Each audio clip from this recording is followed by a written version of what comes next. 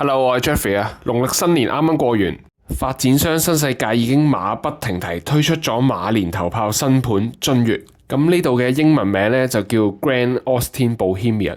咁樓如其名啦，我哋聽到 Grand Austin，咁就知呢度賣點咧就係位置非常之近西九高鐵站同埋柯士甸站。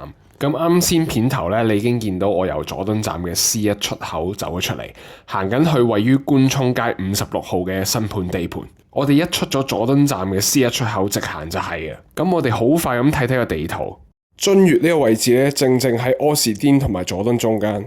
咁平時我哋佐敦行過去柯士甸都係10分鐘，所以你可以當我哋由君悅分別去佐敦或者高鐵站都係5分鐘左右嘅啫。咁君悅係單棟樓嚟嘅，成個盤得36間一房同埋28間開放式，總共64伙，非常可有。咁呢度除咗交通之外咧，君悅最大嘅賣點就係尺價同埋樓價都平。首先我哋睇開放式單位200尺，409萬有找，即係尺價19,200蚊起。咁我哋而家回顧一下咧，我老友何文田站如一上個月嘅成交先。嗱，我唔係講單位，我係講車位。咁喺2026年嘅1月26號啊，新聞報導，咁何文田站上個如一最高嘅車位成交價咧，係去到460萬，即係我哋而家可以喺君悅道以車位價錢有找買到一個單位嚟租俾人或者自己用。咁另外呢度嘅一房260尺咧就560萬到611萬都有，尺價22,000蚊尺到23,000蚊尺左右。君悅會喺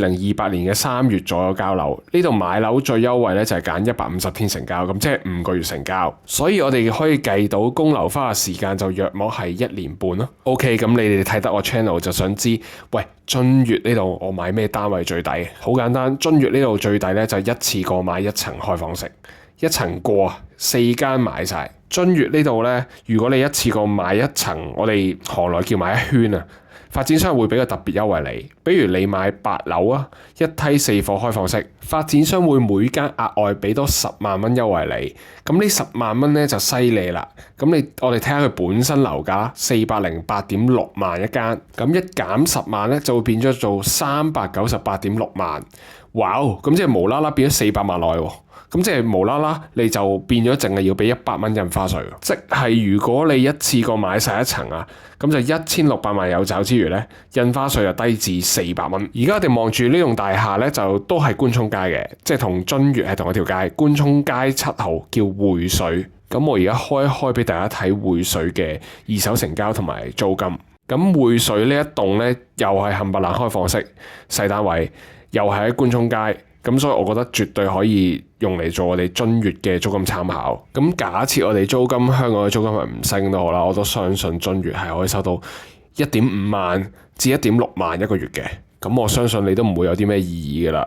咁好，咁假設我哋15,000蚊一間一個月啦，4間呢一個月可以收到6萬，每個月6萬咧，一年就72萬。咁4間開放式嘅樓價咧就1,594萬4，租金回報咧計翻，如果一年收72萬就大概4厘半，都相當可觀嘅。咁今朝公司開會咧係開咗成個半鐘啊，不過我已經係喺幾分鐘之內咧將開會嘅精華講咗俾你聽嘅。咁君悅呢個盤其實真係冇乜嘢好講，交通方便，近高鐵咯，平咯。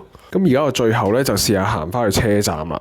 咁示範單位嗰啲你哋可以約我去長沙灣睇嘅。我覺得示範單位嘅間隔就唔係今次買君悅嘅重點，所以我就唔喺度講咁多啦，驚大家悶啊。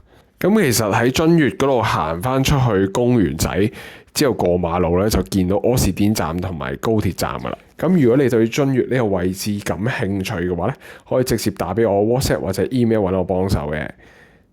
咁我係 Jeffrey，多謝大家收睇。